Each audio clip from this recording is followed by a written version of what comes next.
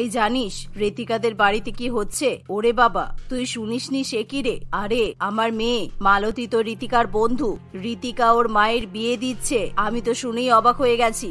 আমাকে যখন মালতী এই কথাটা বললো, আমার মাথায় তো একেবারে আকাশ ভেঙে পড়েছে। এই তো 2 বছরও হয়নি, বাবা বলতেও খারাপ লাগছে। এ বাবা দিদি, এ তুমি কি বলছো? ঋতিকার মায়ের আবার বর হবে? ইসছি, শুনতেও খারাপ লাগছে। কতই বা বয়স বলো তো ঋতিকার মায়ের? আর এই বয়স থেকেই বিধবা হয়ে এখন মেয়েকে নিয়ে বাপের বাড়িতে থাকে। খুবই খারাপ লাগে গো শুনে। আরে পাগল, আমি কি ওটা বলেছি নাকি? আগে আমাকে পুরো কথাটা শেষ করতে দে। আরে দূর, বিধবা হবে কেন? ঋতিকার বাবার সাথে ওর মায়ের তো ডিভোর্স হয়ে গেছে। আর দেখ, বছর ঘুরতে পারিনি, এখনই ওর মা শ্রীময়ী নাকি আবার বিয়ে করবে। সে তুমি যাই বলো দিদি, মানছি যে এরকম ডিভোর্স হয়ে যাওয়ার পর বিয়ে করা ঠিক না, কিন্তু তবু আমি শুনেছি শ্রীময়ীর বর নাকি ওর উপর অত্যাচার করত। ও না পেরে অতিষ্ঠ হয়ে মেয়েকে নিয়ে বাপের বাড়িতে চলে এসেছে, কিন্তু আবার যে বিয়ে করবে তা কে জানে। পাড়ার মহিলারা এরকম ভাবেই ঋতিকা এবং ঋতিকার মা শ্রীময়ীকে নিয়ে আলোচনা করতে থাকে, কারণ ঋতিকা ঠিক করে সে তার মায়ের আবার বিয়ে দেবে। আর সেই নিয়ে সারা পাড়ায় খবর উঠে যেতেই সকলে মিলে পরনিন্দা পরচর্চা করতে শুরু করে।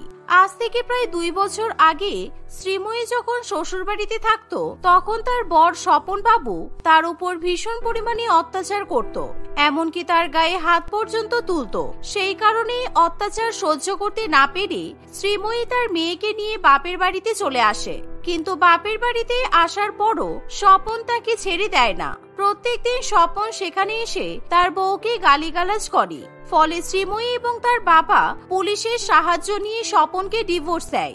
আর এখন ঋতিকা, তুই একদম পাগলামি করিস না মা। তুই কেন আমার বিয়ে দেওয়ার জন্য আবার উঠে পড়ে লেগেছিস? পাড়ার লোকের এটা খারাপ চোখে দেখবে। আর এমনকি আমার বাবার বয়স হয়েছে, এখন বাবাকেও অনেক কথা শুনতে হবে। আমি কোনো কথা জানি না মা, আমার কিন্তু ফাইনাল ইয়ারের পরীক্ষা আসছে, তাই আমি চাই আমার পরীক্ষার আগে তোমার বিয়েটা হয়ে যাক, না হলে আমি বিয়েতে আনন্দ করতে পারবো না। আর পাড়ার লোকে কি বললো তাতে আমার কিছু যায় আসে না। তোমার প্রফেসর বন্ধু বিদেশ থেকে ফিরে এসেছে, আর সে তোমাকে বিয়ে করতে চাইছে। এর থেকে আনন্দের খবর আর কি হতে পারে? আর আমার রোহিত আঙ্কেলকে কিন্তু খুব ভালো লাগে। এভাবে ঋতিকা তার রোহিত আঙ্কেলের সঙ্গে তার মায়ের বিয়ে দেওয়ার জন্য একেবারে উঠে পড়ে লাগে। আর এতে শ্রীময়ীর বাবা গজাবাবুর কোনো সমস্যা থাকে না। এবার থেকে দাদু এবং নাতনি দুজনে মিলেই শ্রীময়ীর বিয়ে দেওয়ার জন্য শপিং করতে শুরু করে দেয়। ঋতিকা তার মায়ের মন পছন্দ মতো শাড়ি থেকে শুরু করে গহনা গাটি সবকিছুই কিনতে থাকে।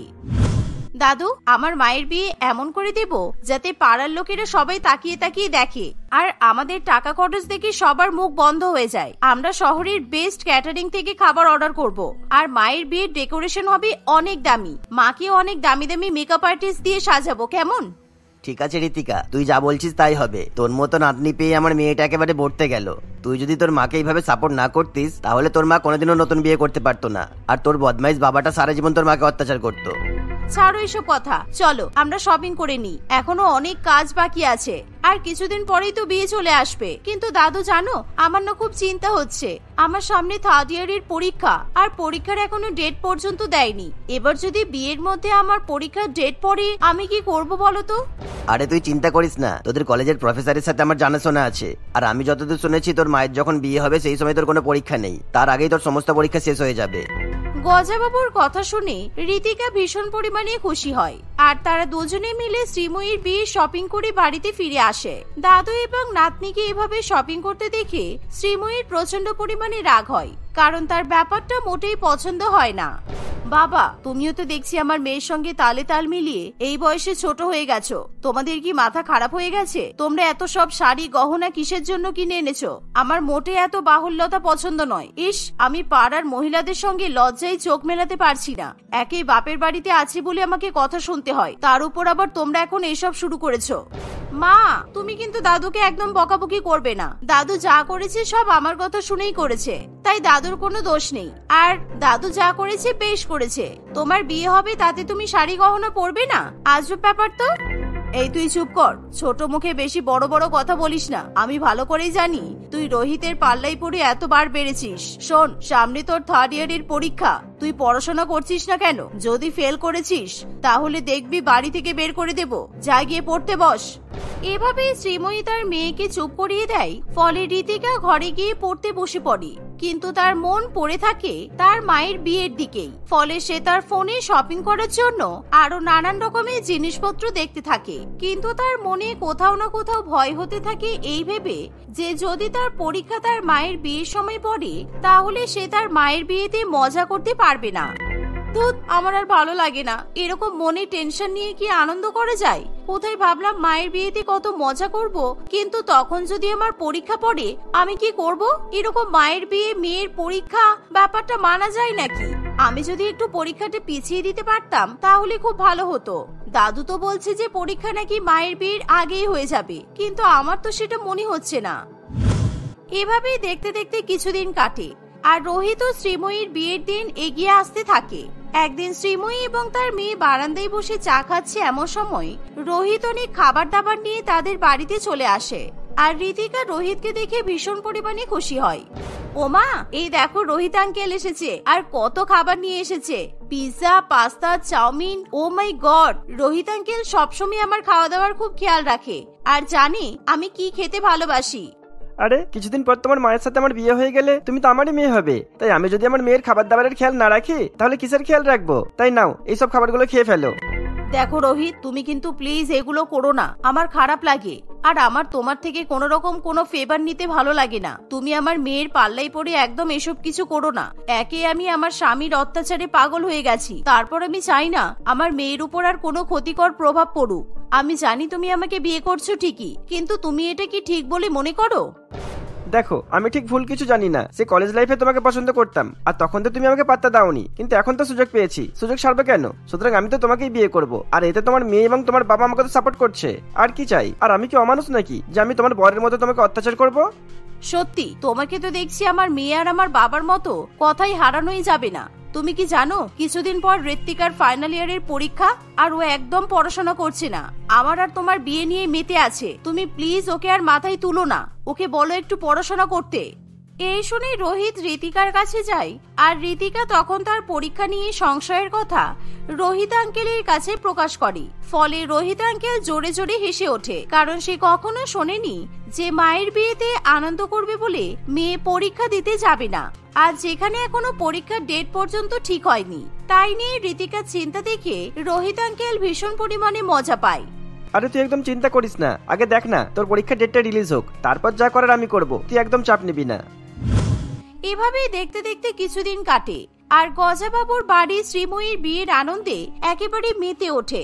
সারা বাড়ি বেশ আলোকসজ্জায় সেজে ওঠে, আর তার সাথে সাথে বিয়ের সমস্ত অনুষ্ঠানও শুরু হয়ে যায়। কিন্তু তখনও পর্যন্ত ঋতিকার পরীক্ষার ডেট রিলিজ হয়নি, তাই ঋতিকা আনন্দ করলেও তার মনে কোথাও না কোথাও ভয় হতে শুরু করে।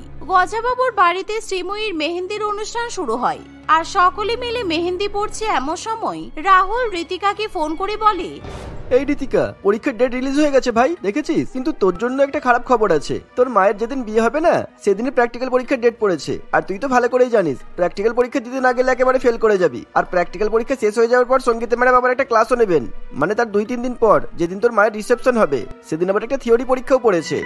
কি বলছিস কি? বিয়ের দিন প্র্যাকটিক্যাল, রিসেপশনের দিন থিওরি পরীক্ষা?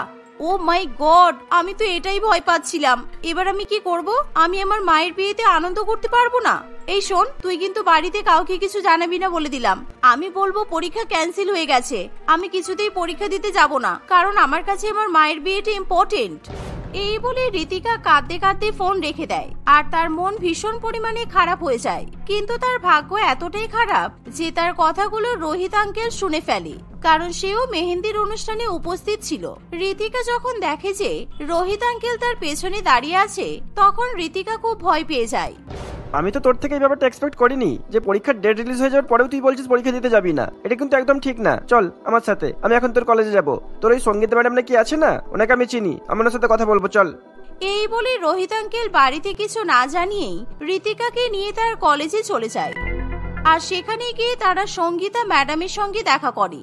কিন্তু সঙ্গীতা ম্যাডাম বুঝতে পারেনি যে তাদের জন্য এরকম পরিমাণে অপমান অপেক্ষা করে আছে, কারণ সঙ্গীতা ম্যাডাম আগে থেকেই জানি যে ঋতিকা তার মায়ের বিয়ে দিচ্ছে। এর ফলে ঋতিকা ম্যাডাম প্রচন্ড পরিমাণে রেগে থাকে। হোয়াট, আপনাদের কি মাথা খারাপ হয়ে গেছে? আপনারা কেমন প্রস্তাব নিয়ে আমার কাছে এসেছেন যে আমার স্টুডেন্ট ওর মায়ের বিয়ে দেবে বলে, আনন্দ করবে বলে আমি পরীক্ষার ডেট পিছিয়ে দেব? কলেজ কর্তৃপক্ষকে আমি বলবো সেটা? মানে আপনারা কি লজ্জা শরমের মাথা একেবারে খেয়ে ফেলেছেন? আমি রিজনটা কি দেব কলেজ কর্তৃপক্ষকে যে একজন স্টুডেন্ট তার নির্লজ্জ মায়ের বিয়ে দিচ্ছে?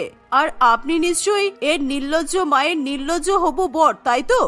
প্লিজ, আপনি একজন স্টুডেন্টকে এইভাবে অপমান করতে পারেন না। আর আপনারা বোর্ডের সাথে যুক্ত, সেই জন্যই আপনার কাছে আমি রিকোয়েস্ট করছি, যদি পরীক্ষার দিনটা কিছুদিন পিছিয়ে দেওয়া যায়, তাছাড়া নাথিং এলস। আমি জানি আপনি কাজটা করবেন না, সুতরাং আপনার কাছে আমার আশা করাটাও ভুল নিশ্চয়ই। এভাবেই রোহিত বাবু আর ঋতিকা কলেজ থেকে মন খারাপ করে বাড়ির দিকে রওনা দেয়। আর তখন তারা বাড়িতে এসে দেখে যে সমস্ত সানাইয়ের আওয়াজ বন্ধ হয়ে গেছে, আর গজাবাবু বসে বসে কান্নাকাটি করছে, কারণ বদমাইশ স্বপন বাবু গুন্ডা নিয়ে এসে সবাইকে ভয় দেখিয়ে শ্রীময়ীকে তুলে নিয়ে গেছে। আর এই কথা জানা মাত্রই ঋতিকা এবং রোহিত ভীষণ পরিমাণে ভয় পেয়ে যায়। অন্যদিকে স্বপন শ্রীময়ীকে একটি আন্ডার কনস্ট্রাকশন বিল্ডিং এ নিয়ে বন্ধ করে রাখে। তোর তো দেখছি সাহস কম না শ্রীময়ী, তুই আমার অত্যাচার ভুলে গেছিস বল? সেই জন্যই তুই এই বদমাইশ রোহিতকে আবার বিয়ে করছিস। আর তুই ভাবলি কি করে যে আমি এই খবরটা জানতে পারবো না আর তোকে আমি এত সহজে ছেড়ে দেবো?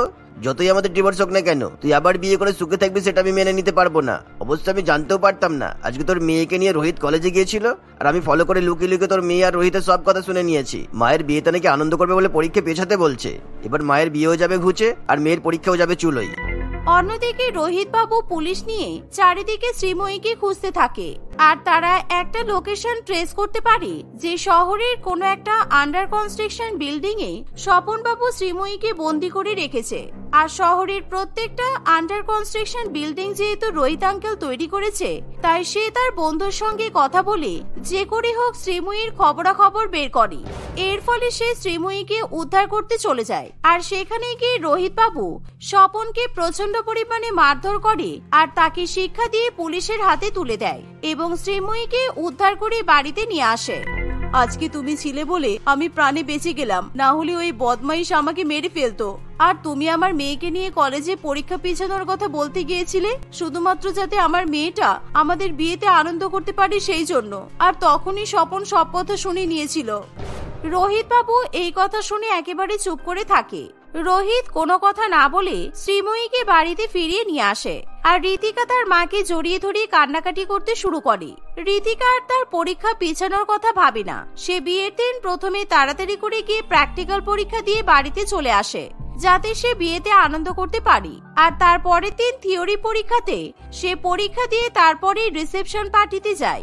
এভাবেই মায়ের বিয়ে এবং মেয়ের পরীক্ষা একসঙ্গে সম্পূর্ণ হয়ে যায়।